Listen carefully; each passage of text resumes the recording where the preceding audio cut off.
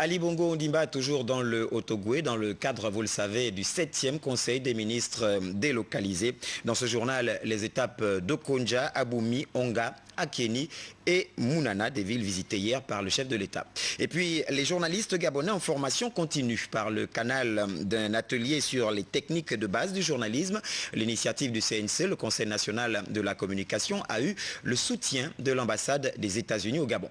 Et puis, invité de notre rédaction, Jean-Jacques Mailly du célèbre groupe Mbala.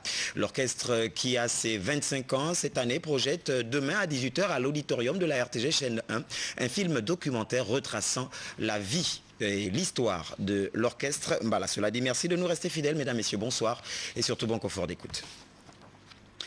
Le chef de l'État, Ali Bongo Ondimba, préside, vous le savez, demain, jeudi, à 10 h, le 7e Conseil des ministres délocalisé.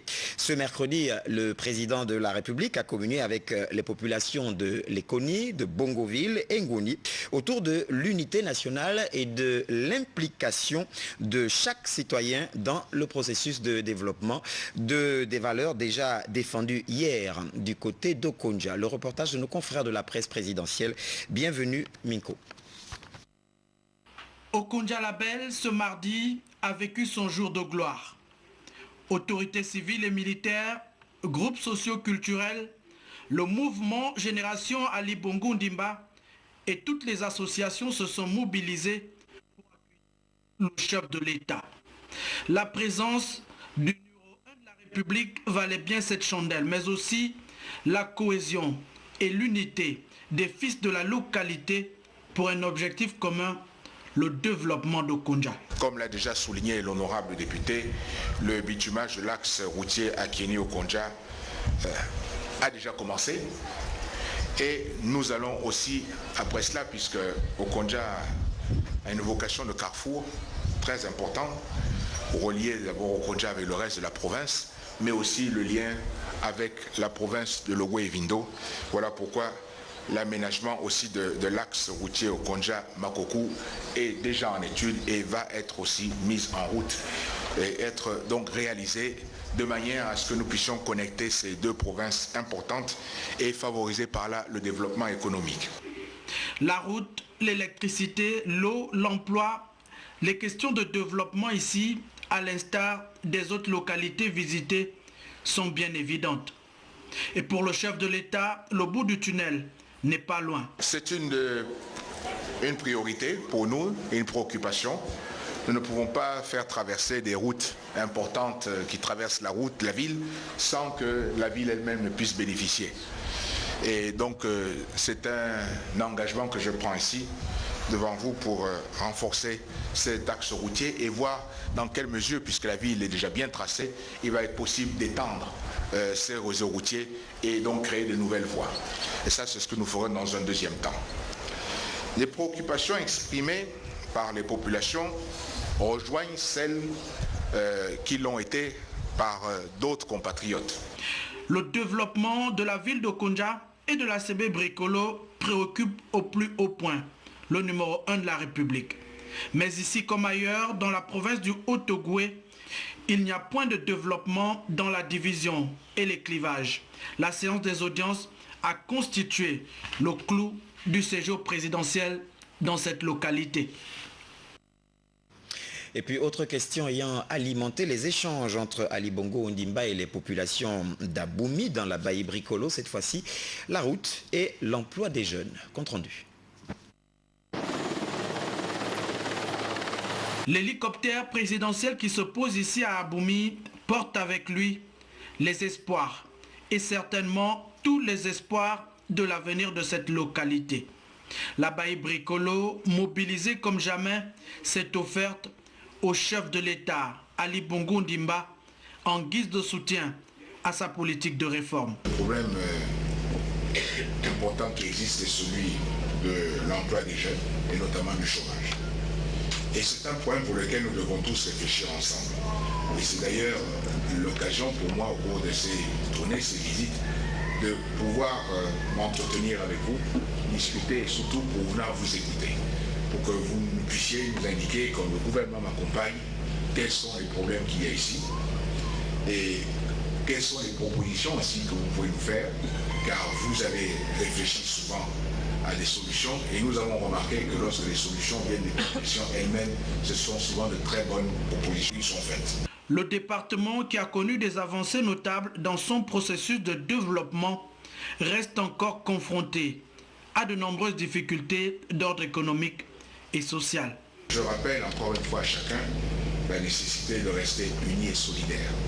Dans la division, on ne peut rien faire. Et c'est donc le lieu pour rappeler que la politique ne veut pas dire la guerre. Et que les affrontements politiques qui se transforment en guerre familiale, intestine, c'est très mauvais et ça ne peut pas être accepté. L'avenir dans cette région du pays annonce certainement des jours meilleurs dans l'esprit et la dynamique de développement global impulsée par le chef de l'État depuis son accession à la magistrature suprême. Et quelques heures plus tôt, le président de la République s'était engagé à œuvrer pour le renforcement des infrastructures d'intérêt collectif à Onga, une localité en proie à d'importantes difficultés socio-économiques. L'événement est historique pour cette localité minée par des difficultés d'ordre structurel et social. Sur le périple présidentiel dans le Haut-Ogooué, Onga et le département de la Djoué constituent certainement un challenge pour le président Ali Bongo Ondimba, accueilli en grande pompe par les populations locales.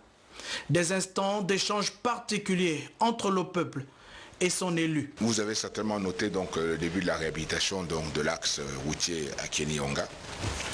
Mais je suis aussi conscient que les infrastructures scolaires, avec notamment l'absence de collège, obligent les enfants à se déplacer très loin.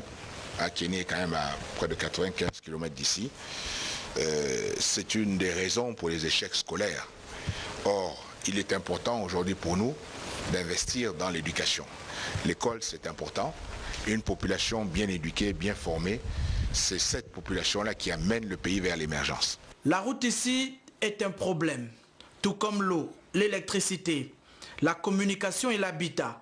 Des préoccupations essentielles pour le numéro 1 de la République, hôte inhabituel de ces populations. Je suis là non seulement pour vous remercier pour tout le soutien, mais c'est surtout pour vous écouter, pour vous entendre. Vous puissiez me dire ce qui ne va pas et qu'ensemble on puisse commencer à trouver des solutions. Et ces solutions, dans beaucoup de cas, nous nous sommes aperçus que les populations elles-mêmes connaissent ce qu'il faut faire. Et donc, nous attendons vos propositions, vos suggestions. Primordial, c'est important pour nous que de pouvoir apporter des emplois pour que les gens restent sur place, qu'il n'ait pas besoin d'aller ailleurs. Le challenge est certainement de taille, mais pas impossible pour le président de la République. Sortir de l'ornière la ville d'Onga et le département de la Djoué. Et puis du côté d'Akieni, le chef de l'État a été investi des attributs du pouvoir, visiblement en récompense des vastes chantiers ouverts sur le territoire national. Bienvenue Migo. Akieni City, la ville mobilisée de toute son unité, accueille avec tous les honneurs et dans la pure tradition locale son fils, le chef de l'État en personne. L'instant est unique et chargé de symboles pour cette localité qui réaffirme son soutien au numéro 1 de la République, résolument engagé dans un processus de réforme globale qui intègre évidemment cette ville tout aussi en proie à des questions de développement. Je ne fais qu'entendre des messages, tout dernièrement, des messages de désunion, des messages de querelles, des messages de disputes ici à Akieni. Et cette situation est assez inquiétante. Et je ne vois pas en quoi vous devriez être divisés, vous devriez vous disputer alors qu'il s'agit de soutenir une même cause. Je ne peux pas faire le tour du Gabon, parler d'unité, si dans la maison de mes parents, il n'existe pas d'unité.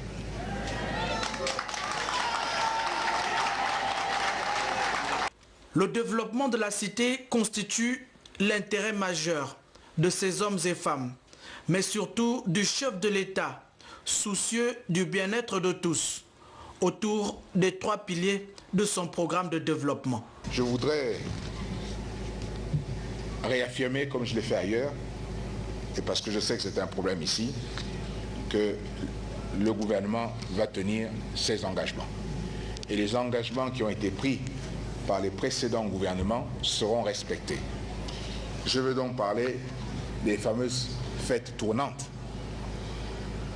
Donc je vous rassure, les travaux inachevés vont être poursuivis et vont être terminés.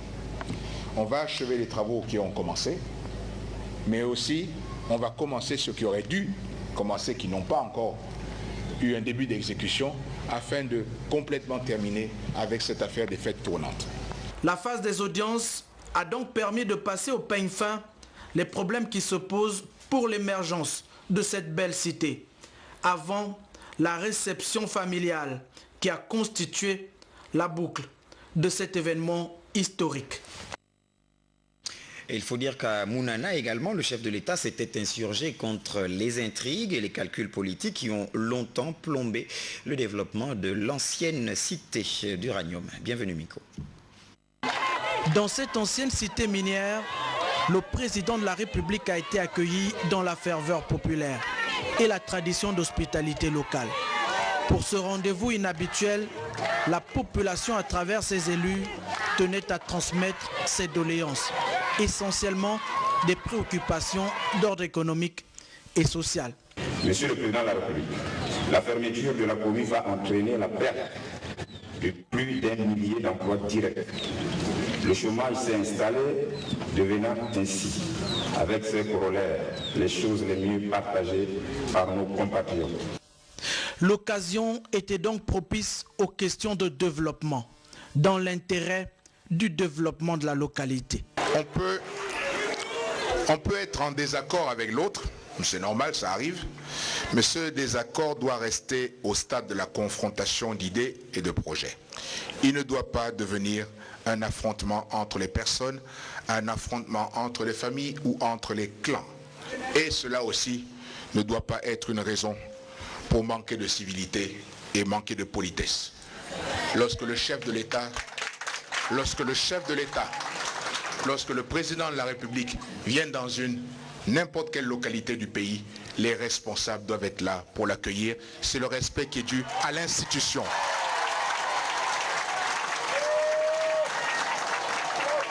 Surtout, j'ajoute que certains même rêvent d'avoir cette place.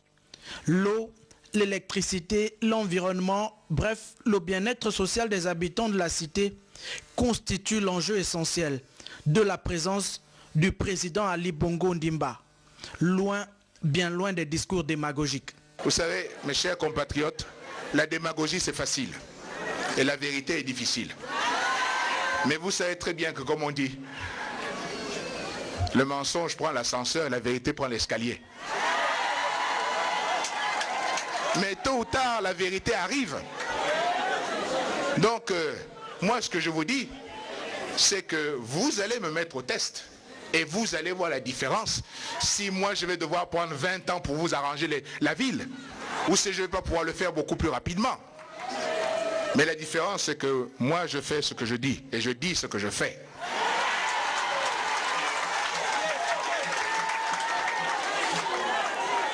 Avec votre aide, avec votre soutien,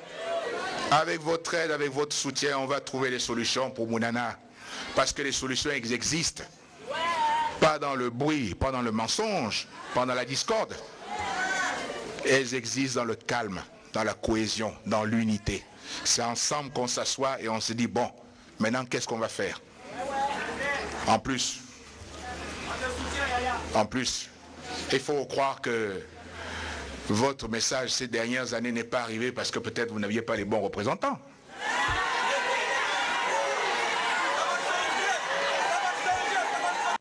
La fête au chef de l'État ici était belle.